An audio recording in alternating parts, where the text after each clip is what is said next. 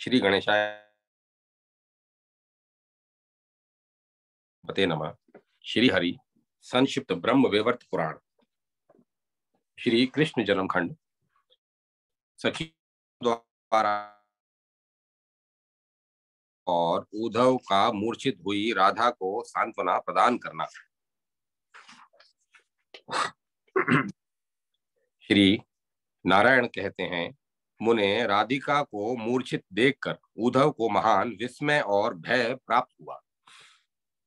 वे राधा की सच्ची भक्ति और अपने को कहने मात्र का भक्त जानकर तथा भाग्यवती सती राधा की ओर देखकर सारे जगत को तुच्छ समझने लगे। तदंतर मृतक तुल्य पड़ी हुई राधा को होश में लाते हुए उनसे बोले। उद्धव ने कहा, कल्याणी, होश में आ जाओ। जगन माता, तुम्हें नमस्कार है। तुम ही पूर्व जन्म कृत समस्त कर्म हो। अब दर्शन प्राप्त होंगे। तुम्हारे दर्शन से विश्व पवित्र हो गया है और तुम्हारे चरण रज से पृथ्वी पावन हो गई है। तुम्हारा मुख परम पवित्र है और तुम्हारे स्पर्श से गोपिकाएं पुण्यवती हो गई हैं। लोक गीत तथा मंगल स्तोत्रों द्वारा तुम्हारा ही गान करते हैं। वेद तथा सनकादि महर्षि तुम्हारी उत्तम कीर्ति का जो किए हुए पापों को नष्ट करने वाली पुण्यमयी तीर्थ पूजो स्वरूपा निर्मल हरि भक्ति प्रदायिनी कल्याणकारिणी और संपूर्ण विघ्नों का विनाश करने वाली है, सदा बखान करते हैं। तुम ही राधा हो, तुम ही श्री कृष्ण हो, तुम ही पुरुष हो, तुम ही परा प्रकृति हो। पुराणों तथा श्रुतियों में कहीं भी राधा और माधव में भिन्नता नहीं पाई जाती। तदंतर राधिका को मूर्छित देखकर उन उद्धव को पीछे करके और स्वयं राधा के आगे खड़ी हो माधवी गोपी बोली। माधवी ने कहा, कल्याणी, श्री कृष्ण तो चोर हैं। उनका कौन सा उत्तम रूप और वेश है। उनके सुख और वैभव ही क्या है। कोई अनुपम गौरव भी तो नहीं है। उनका कौन सा पराक्रम ऐश्वर्य अथवा दुर्लभ्य शौर्य है। उनमें कौन सी सिद्धता और प्रसिद्धि है। तुम्हारे सदृश उनमें कौन सा उत्तम गुण है। वे यहाँ कहीं से आ गए और पुनः कहीं चले गए। वे गोप वेशधारी बालक ही तो है न। कोई राजपुत्र अथवा विशिष्ट पुरुष थोड़ी हैं। फिर तुम व्यर्थ ही नंद नंदन गोपाल की चिंता में क्यों पड़ी हो। अरे, यत्न पूर्वक तुम अपने आत्मा की रक्षा करो, क्योंकि आत्मा से बढ़कर प्रिय दूसरा कुछ नहीं है। तदंतर मालती ने श्री कृष्ण की निंदा करते हुए अंत में राधा से कहा, मूढ़े, तुम व्यर्थ किसकी चिंता में पड़ी हो। यह अत्यंत दारुण शोक छोड़ दो और यत्न पूर्वक अपनी रक्षा करो, क्योंकि अपने आत्मा से बढ़कर प्रिय दूसरा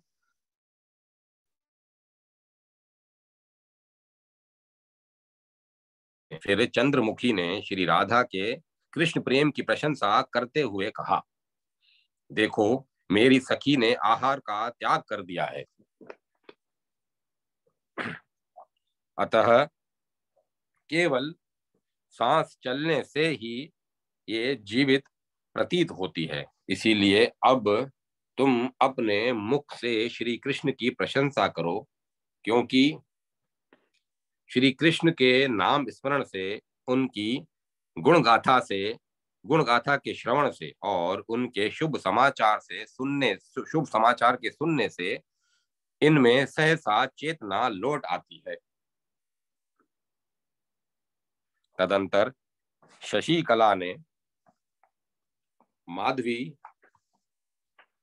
ब्रह्मा आदि देवता तथा चारों वेद जिनके ध्यान में मग्न रहते हैं, जिनके देवताओं द्वारा अभिषिक्त चरण कमल का संत लोग सदा ध्यान करते हैं, पद्मा, सरस्वती, दुर्गा, अनंत, सिद्धेंद्र, मुनियेंद्र, मनुगण और महेश्वर भी जिन्हें नहीं जान पाते हैं, उन परमात्मा श्री कृष्ण को तुम क्या जानती हो,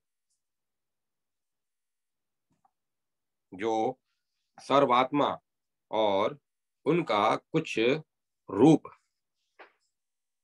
और जो निर्गुण है उनके कैसे गुण। सत्य स्वरूप भगवान के जिस सत्य स्वरूप का वर्णन किया गया है, जो सुखदायक, आह्लादजनक, रमणीय, भक्तानुग्रह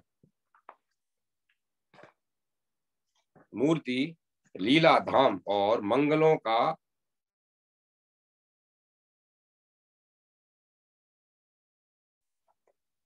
जिसकी लावण्यता करोड़ों कामदेवों से बढ़कर है, जिस मनोहर जन मनोहर रूप से बढ़कर अनिर्वचनीय कोई भी रूप नहीं है, उसी मनोहर रूप को श्री कृष्ण पृथ्वी का भार उतारने के समय धारण करते हैं।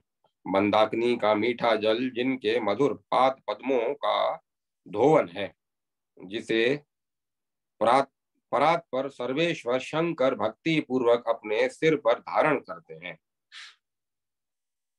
विरक्त होकर सदा उन तीर्थ कीर्ति श्री कृष्ण का कीर्तन करते रहते हैं तथा आहार, भूषण और वस्त्र का परित्याग करके दिगंबर हो भक्ति के आवेश में क्षण भर में नाचने लगते हैं और क्षण भर में गाने लगते हैं। ब्रह्मा, शेष, सनत कुमार और योग वेता सिद्धों के समुदाय जिनके उनके परम निर्मल शुभ्र ब्रह्म ज्योति स्वरूप का ध्यान करके तपस्या और सेवा द्वारा जीवन यापन करते हैं, उन श्री कृष्ण की महिमा कौन जान सकता है।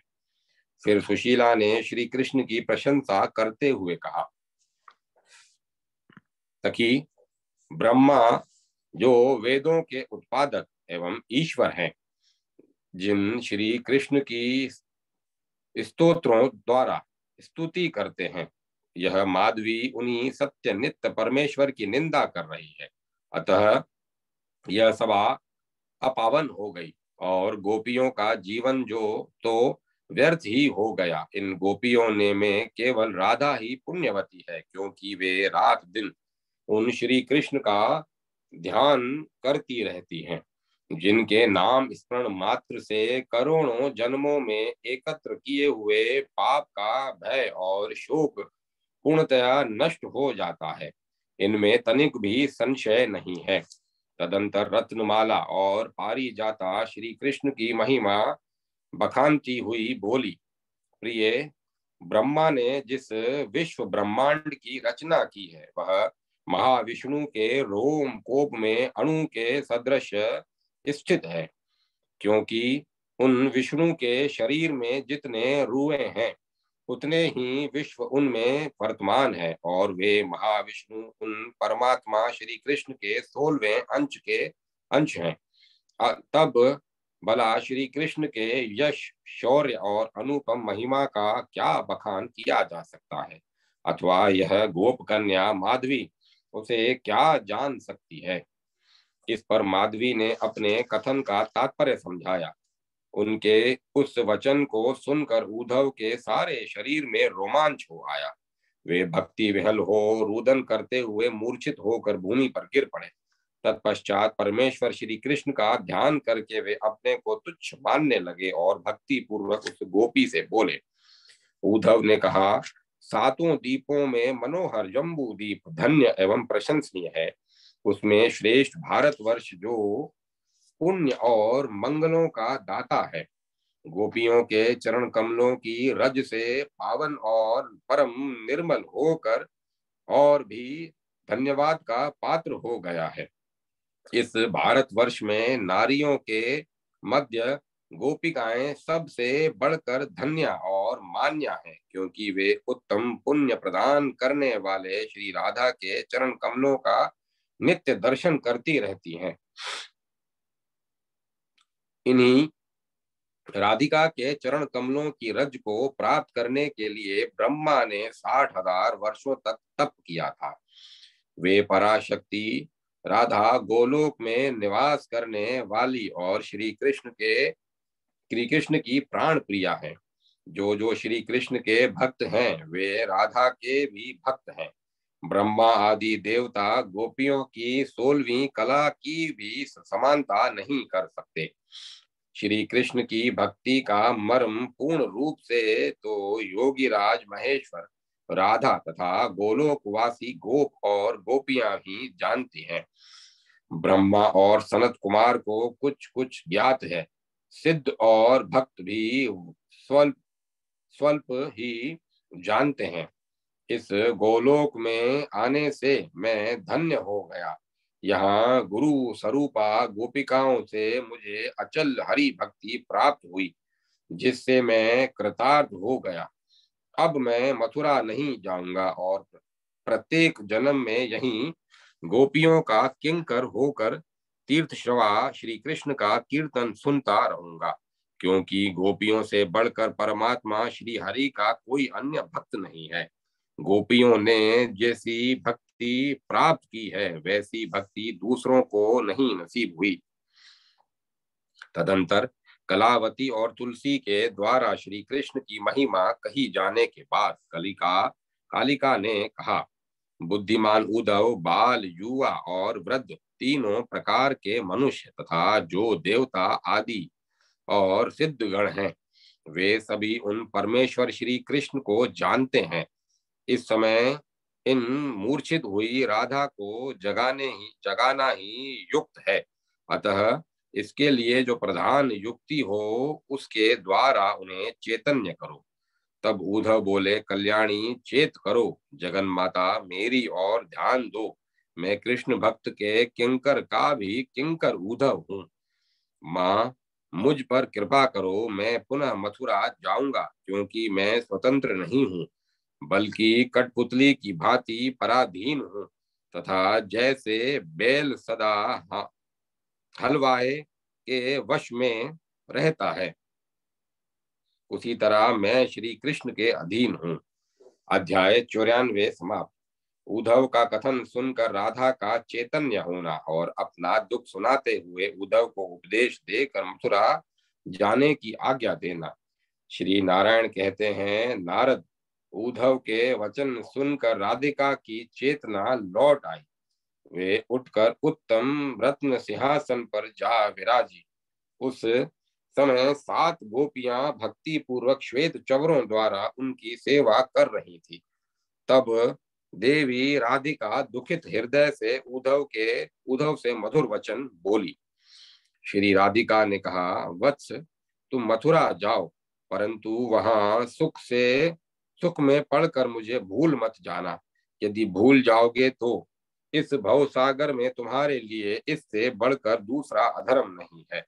इस समय तुम जाकर परमानंद स्वरूप श्री कृष्ण से मेरी सारी बात कह सुनाओ और शीघ्र ही मेरे स्वामी को यहाँ ले आओ।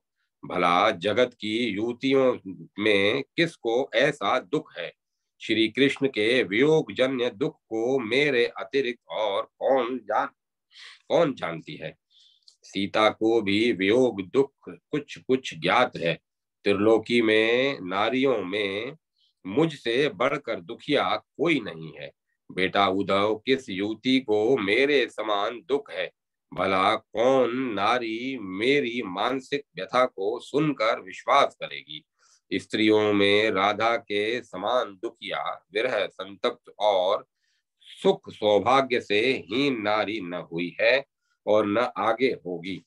वत्स, जिनके नाम श्रवण मात्र से 5 प्राण प्रहष्ट हो जाते हैं तथा जिनके स्मरण मात्र से वे प्रफुल्ल हो उठते हैं और आत्मा परम स्निग्ध हो जाती है, जिन्होंने मेरा स्पर्श किया, इतने मात्र से ही जिससे तीनों भुवनों में मुझे यश की प्राप्ति हुई, उन परमेश्वर का किस समृद्धि को पाकर मैं विस्मरण कर सकती हूँ? तात, जो तीनों लोकों पर विजय पाने वाला रूप और गुण धारण करते हैं, जिन्हें ब्रह्मा ने नहीं रचा है, बल्कि जो स्वयं ही ब्रह्मा के रचयिता हैं, वे रचयिता हैं, जो कल्प वृक्ष से भी बढ़कर संपूर्ण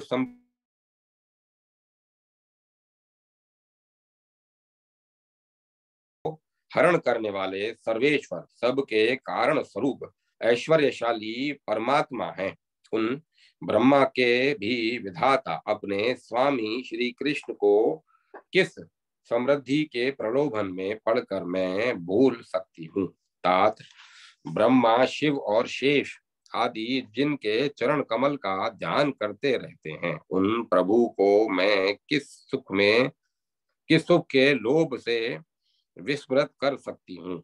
पुत्र जिन्हें स्वप्न में भी उनके अनुपम मनोहर रूप का दर्शन हो जाता है, वे सब कुछ त्याग कर रात दिन उन्हीं के ध्यान में मग्न हो जाते हैं।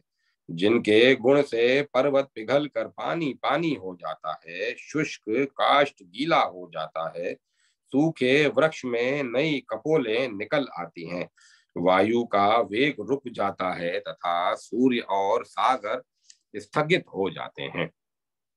उन प्रियतम को मैं किस समृद्धि की प्राप्ति में भला भूल सकती हूँ।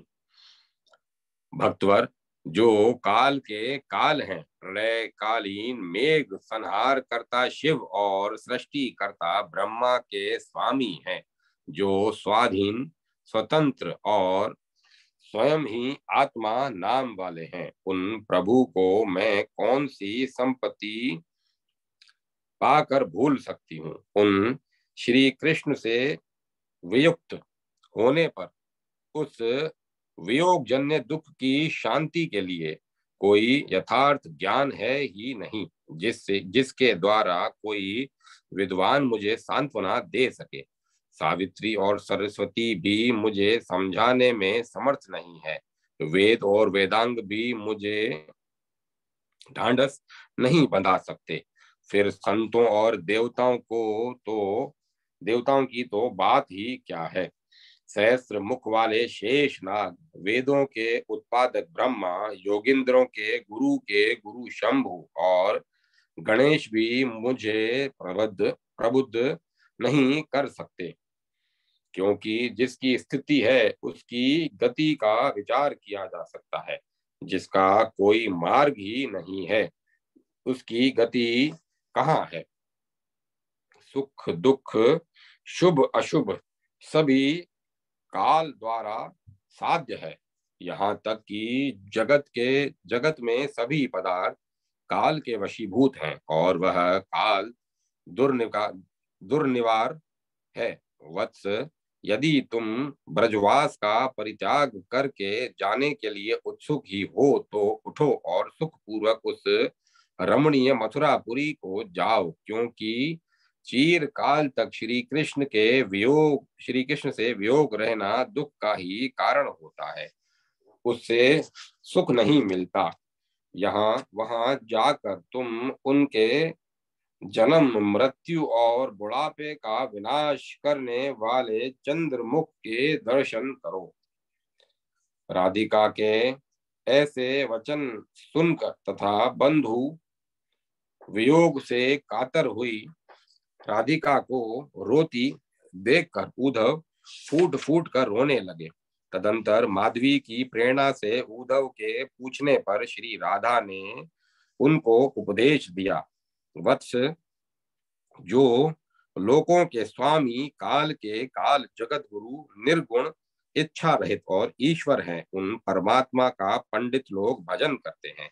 बेटा, सूर्य सभी प्राणियों की आयु को रात दिन में व्याज से क्षीण करते रहते हैं, परंतु जो श्री हरि के शुद्ध भक्त हैं, उन पुण्यवान संतों पर उनका वश नहीं चलता। उदाहरण स्वरूप ब्रह्मा के चारों मानस पुत्र भगवत भक्त सनकादिकों पर दृष्टिपात करो, उनकी आयु सदा सुस्थिर रहती है। वे उपनयन संस्कार सहित रहित 5 वर्ष के शिशुओं की भांति सदा बाल रूप भी रहते हैं और उसी अवस्था से वे एकादश रुद्रों, द्वादश आदित्यों और ज्ञानियों के गुरु के भी गुरु हैं। उनके हृदय विशाल हैं, मुखों पर प्रसन्नता छाई रहती है, वेश दिगंबर है, शरीर श्री कृष्ण के ध्यान से पवित्र हो गए हैं। वे विष्णु भक्ति परायण और तीर्थों को भी पावन करने वाले हैं। उन्हें वेद वेदांग और शास्त्रों की चिंता नहीं रहती, उनका मन प्रफुल्लित रहता है और वे रात दिन लगातार भक्ति पूर्वक श्री हरि के ध्यान में तत्पर रहते हैं। उनके नाम सनक सनंदन, तीसरे सनातन और चौथे सनत कुमार हैं। जो लोग इनका सब तरह से स्मरण करते हैं, उन्हें तीर्थ स्नान जनित फल की प्राप्ति होती है।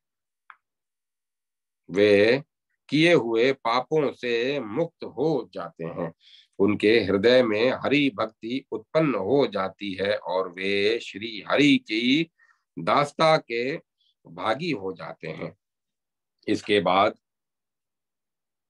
मरकंडू के पुत्र द्विजवर मार्कंडे को देखो, जो अपने कर्मवश लाखों वर्षों तक ब्रह्म तेज से प्रज्वलित होते रहे। तत्पश्चात श्री हरि की सेवा से उन्हें 7 कल्पों तक की आयु प्राप्त हुई।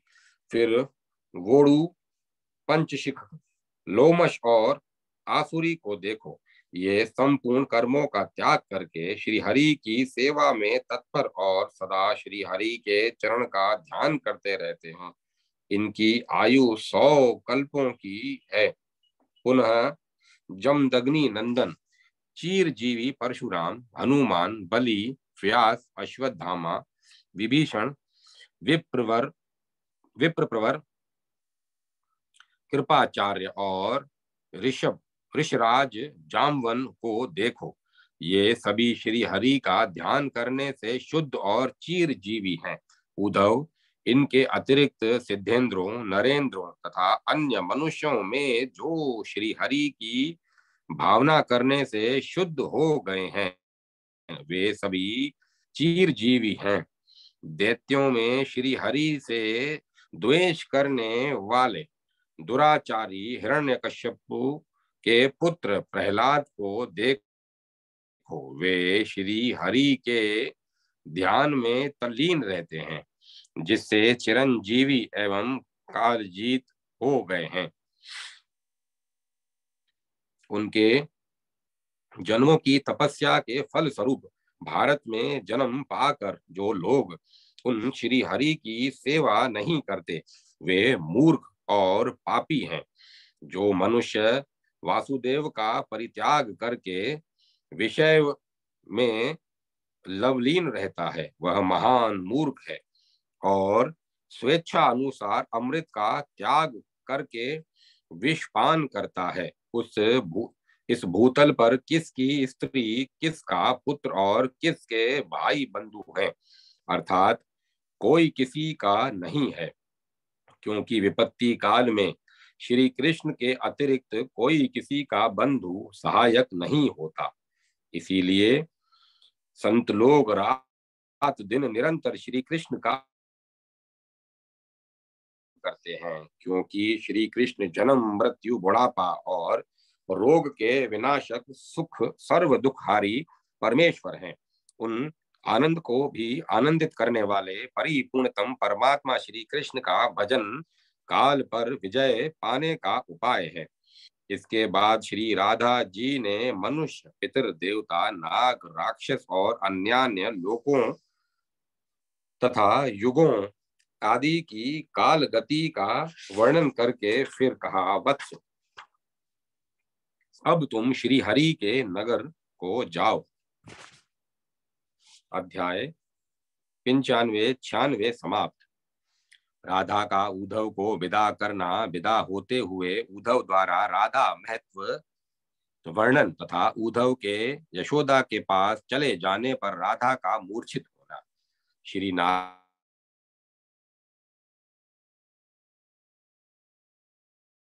नारद उद्धव को जाने के लिए उदत देकर श्री हरि की प्रिया महासती राधिका गोपियों सहित तुरंत ही संत्रस्त एवं समुग्ध हो उठी। उनका हृदय दुख से भर आया। तब उन्होंने शीघ्र ही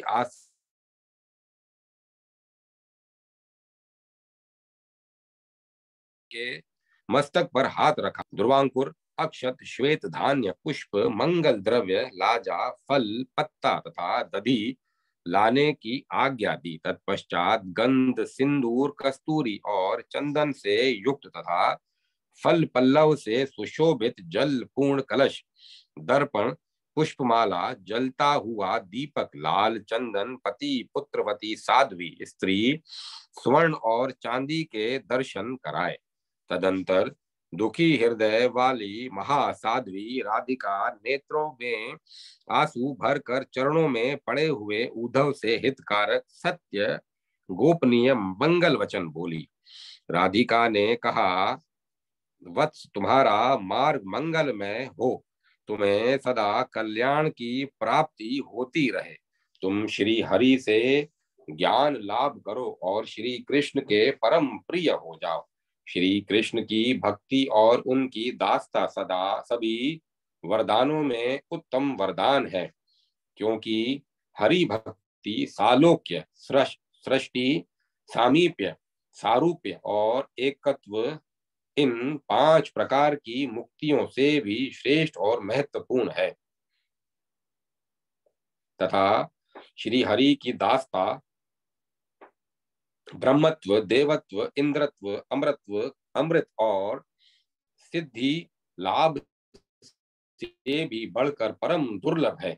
अनेक की तपस्या के फल स्वरूप भारत वर्ष में जन्म लेकर यदि हरि भक्ति की प्राप्ति हो जाए तो उसका यह वह जन्म परम दुर्लभ है। कर्म का श्रय करने वाले उस व्यक्ति का तथा उसके सहस्त्रों पितरों, माता मातामहों, सैकड़ों पूर्वजों, सहोदरों सहोदर, भाई बांधव, पत्नी, गुरुजन, शिष्य और भृत्य का भी जीवन निश्चय ही सफल हो जाता है। वत्स,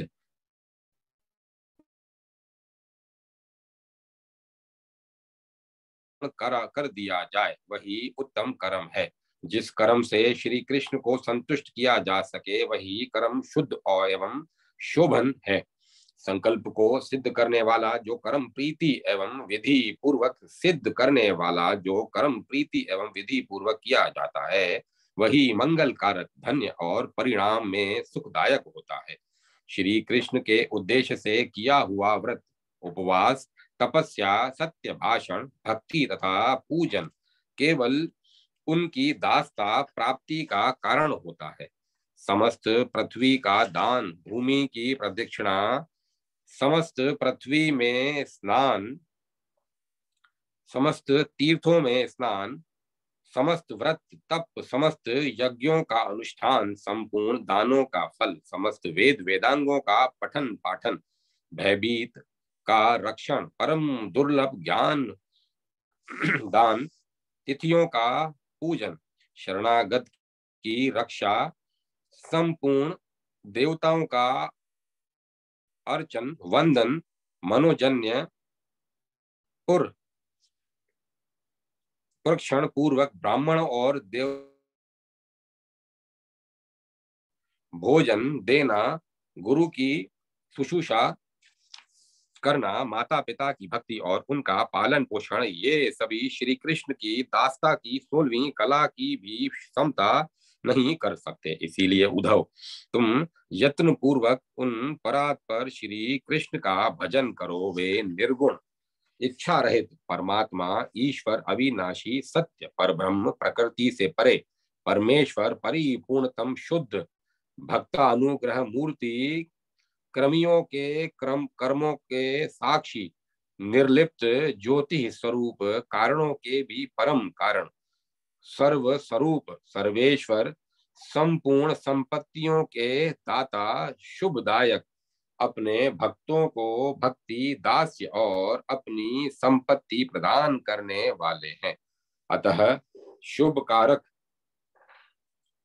आमत, मात्सर्य तथा जाति बुद्धि को छोड़कर आनंद पूर्वक उन परमानंद स्वरूप नंद नंदन का भजन करो। वेद की कोथमी शाखा में सहस्त्र नाम नंद नंदन नाम से वर्णित है। नारद यह सब सुनकर उद्धव परम विस्मित हुए और उस संपूर्ण ज्ञान को पाकर ज्ञान से परिपूर्ण हो गए। तत्पश्चात उन्होंने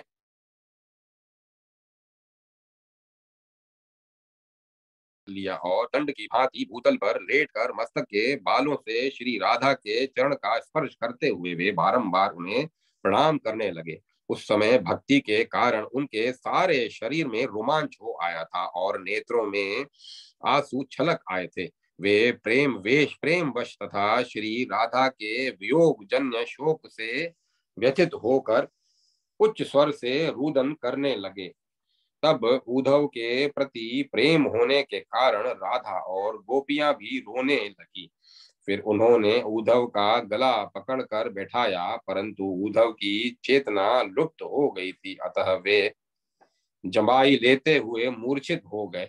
उनकी यह दशा देखकर राधिका ने शीघ्र ही उन श्री कृष्ण गत प्राण उद्धव को उठाकर बैठाया और उनके मुख कमल पर जल के छींटे देकर उन्हें चैतन्य कराया।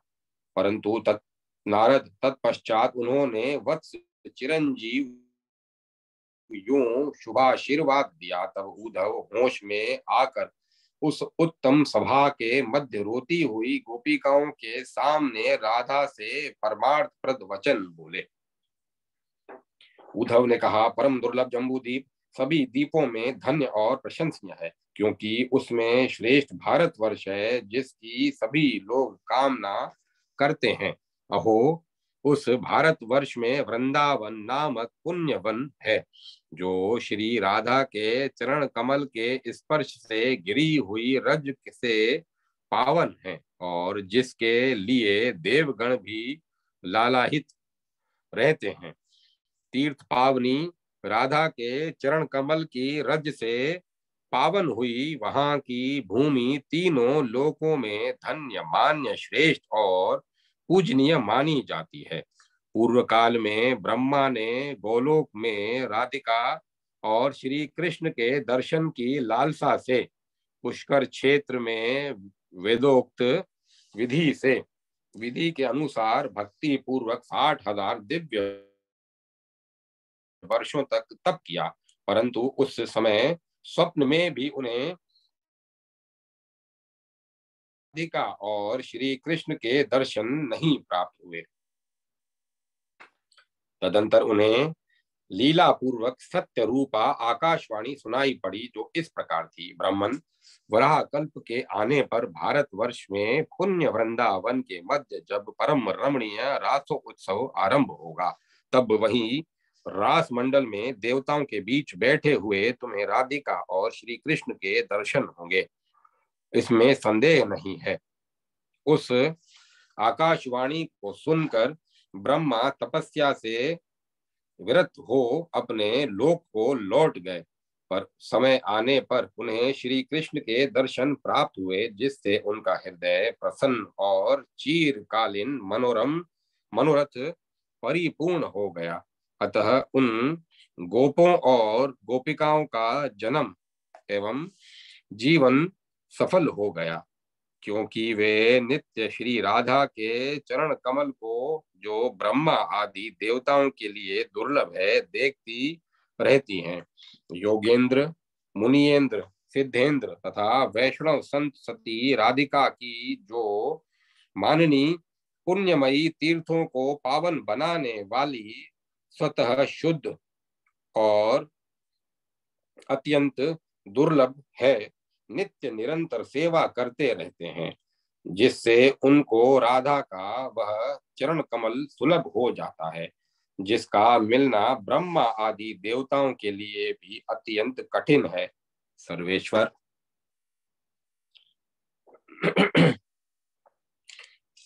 सर्वेश्वर परमात्मा श्री कृष्ण ने जिनके चरण कमलों में कमलों के नखों पर को महावर से सुशोभित किया, था। गोलोक में स्थित शतशृंग पर्वत पर रास मंडल में स्वयं श्री कृष्ण ने सुदुर्लभ स्तोत्र राज द्वारा जिनकी पूजा की थी तथा जिनके चरण कमलों में कोमल दुर्वांकुर अक्षत गंध और चंदन निवेदित करके पारिजात पुष्पों की पुष्पांजलि समर्पित की थी, जो 36 सखियों को जो जो 36 सखियों की स्वामिनी और 30,000 करोड़ गोपियों की अधीश्वरी है।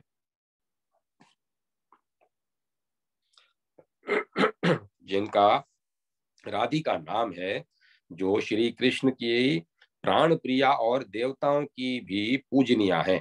उन सर्वश्रेष्ठ राधिका से जो पापी द्वेष करते हैं अथवा उनकी निंदा और हंसी उड़ाते हैं, उन्हें 100 ब्रह्म हत्या का पाप लगता है। इसमें तनिक भी संशय नहीं है। उस पाप के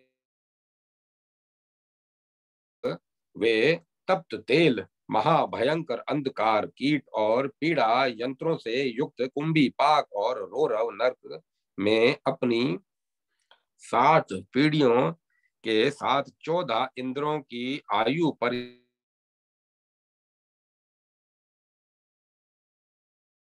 हैं। तत्पश्चात लोक जन्मानुसार वे एक जन्म में उस पाप के कारण 1 सहस्त्र दिव्य वर्षों तक विष्ठा के कीट होकर उत्पन्न होते हैं। इसके बाद उतने ही वर्षों तक उल्टाओं की योनि के रक्त और मल को खाने वाले योनि कीट तथा मवाद चाटने वाले मल कीट होते हैं। यूं कहकर जब उद्धव रोने लगे और जाने के लिए उद्यत हुए, तब उनसे श्री कृष्ण के वियोग से कातर हुई राधिका आंसू बहाती हुई पुनः बोली। श्री राधिका ने कहा, वत्स, अब तुम मथुरापुरी यह सब माधव को बतलाओ। बेटा, मैं जिस प्रकार गोविंद के शीघ्र दर्शन कर सकूं, तुम्हें तुम्हें प्रयत्न पूर्वक वैसा ही करना चाहिए। अच्छा, अब जाओ। मेरा जन्म तो मिथ्या दुराशा से निष्फल ही बीत गया, क्योंकि आशा ही परम दुख है और निराशा परम सुख है। तत्पश्चात गोविंद का ध्यान करके राधिका जीवन मुक्त हो गई। तदंतर राधिका पुनः वहां डाह मारकर रोने लगी। तब रोती हुई राधा को प्रणाम करके उद्धव यशोदा के भवन की ओर चले गए। नारद, उद्धव के चले जाने पर राधा मूर्छित हो गई। उनकी चेतना लुप्त हो गई और वे निरंतर ध्यान में तत्पर हो गई। मुने, तब श्रेष्ठ गोपियों ने कमल सदृश नेत्रों में आंसू भरकर राधिका को गीली भूमि पर बिछे हुए जल युक्त कमल दल की शैया पर लेटाया, परंतु राधा के ग्रात स्पर्श मात्र से ही वह शैया भस्म हो गई। तब सखियों ने आप से संतप्त हुई राधा को पुनः एक ऐसे कोमल स्थान पर सुलाया जिस पर मुलायम चद्दर बिछी हुई थी और चंदन मिश्रित जल का छिड़काव किया गया था, परंतु वह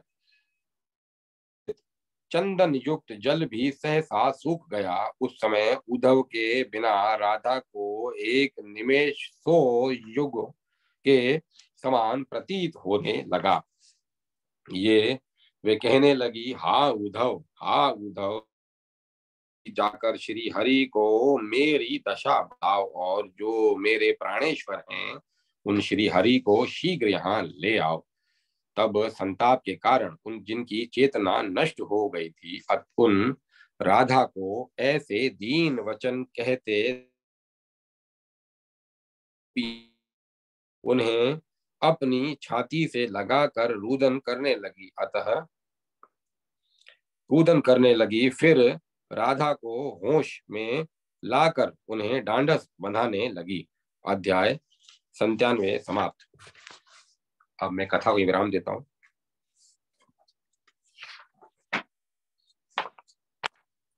तेरी सखी मंगलवा